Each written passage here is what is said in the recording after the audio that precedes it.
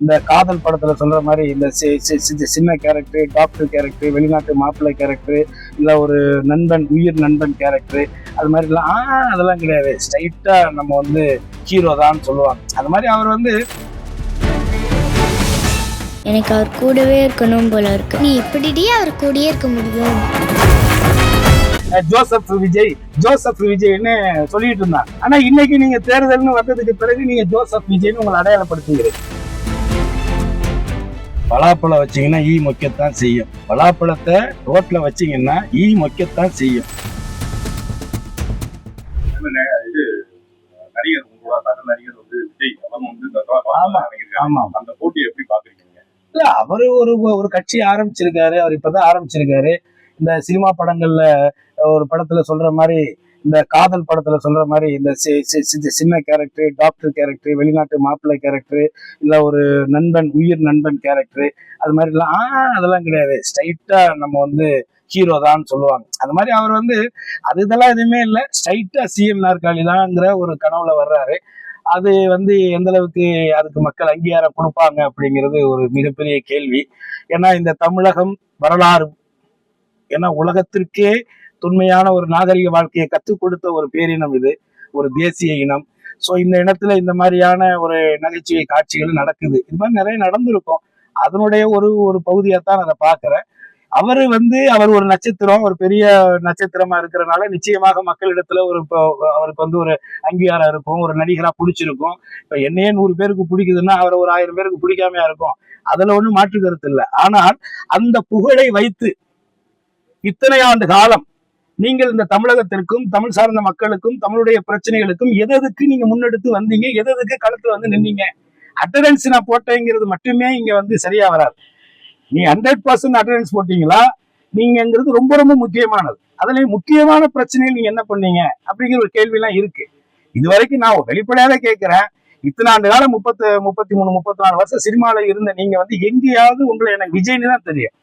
தமிழிசை மாதிரி ஹெச் ராஜா மாதிரியான ஆட்கள் தான் உங்களை வந்து மத ரீதியாக உங்களை தனிமைப்படுத்துவதற்காக ஜோசப் விஜய்னு சொல்லிட்டு இருந்தாங்க. ஆனா இன்னைக்கு நீங்க தேர்தல்னு வந்ததுக்கு பிறகு நீங்க ஜோசப் விஜய்னு உங்களை அடையாளப்படுத்துகிறீங்க.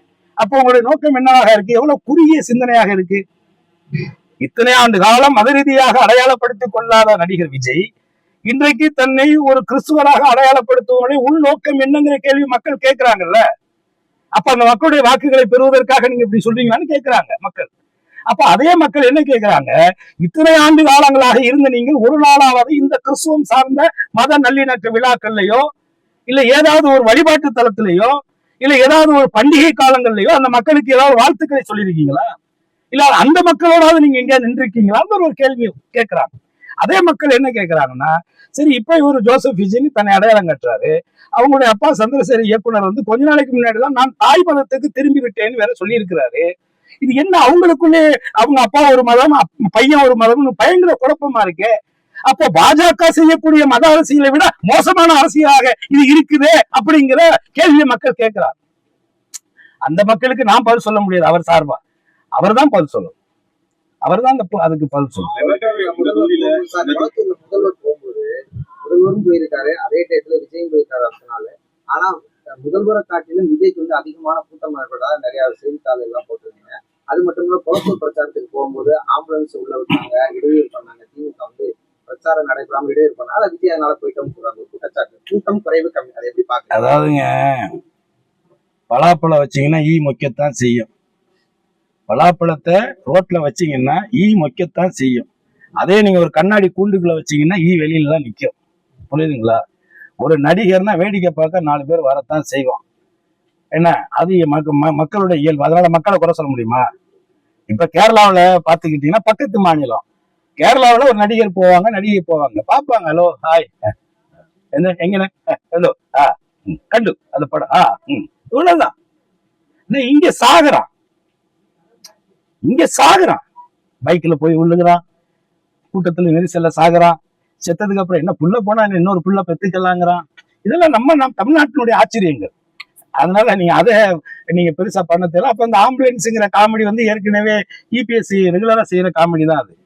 ஏன்னா அந்த மாதிரி அவர் பண்ணிட்டு இருக்க காமெடி அன்னைக்கு கூட இன்னைக்கு பிரச்சாரத்துக்கு வந்துட்டு போற வழியில பாவம் ஒரு சின்ன பையன், இள வயசு பையன், ஒரு 23-24 வயசு பையல, ஒரு முத்துரையர் சமூகத்தை சார்ந்த ஒரு பையல அடிச்சு சாகடிச்சிட்டு நிக்காம கூட போயிட்டாங்கன்னு சொன்னாங்க. நான் கூட ஆஸ்பத்திரிக்கு போனேன்.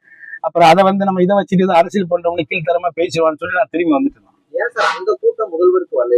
எந்த கூட்டம்? விஜய்க்கு வந்த கூட்டம் அவர் சொந்த தொகுதியில அந்த கூட்டம் வரல. ஏங்க இப்ப கூட்டம் ஓட்டு தாங்க வாங்கணும். கூட்டத்தை காட்டி என்ன பண்ண போறீங்க? இப்ப கூட்டத்தை காட்டி என்ன பண்ண போறீங்க? நான் தான் முதலே சொல்லிட்டேன், கரகாட்டத்துக்கு கூட கூட்டம் வருதுங்க. கரகாட்டம் இருக்குல்ல, நம்ம லோக்கல்ல கரகாட்டம் ஆடுங்களா, அதுக்கு கூட பாக்குறதுக்கு கூட்டம் வருது. அப்ப அந்த கரகாட்டத்துல ஃபேமஸா இருக்கக்கூடிய நடனம் ஆடக்கூடிய அந்த பெண்களை பார்க்க இவ்வளவு கூட்டம் வரும்போது, அதே இடத்துல ஒரு நீங்க சொல்ற ஒரு நடிகை, நல்ல உச்சத்துல இருக்கக்கூடிய நடிகை வந்து அதே கரகாட்டத்தை வந்து அங்க ஆடுனாங்கன்னா அதுக்கு எவ்வளவு கூட்டம் வரும்? அப்ப நீங்க பாரம்பரியமா இத்தனை வருஷமா ஆடிக்கிட்டு இருக்க இந்த நாட்டிய நடன பெண்மணியை பார்க்க வந்த கூட்டத்தை விட நடிகை வந்தவொடனே இவ்வளவு பெரிய கூட்டம் வந்துருச்சே அப்படின்னு மிகைப்பா பேசினா இதுல என்ன இது?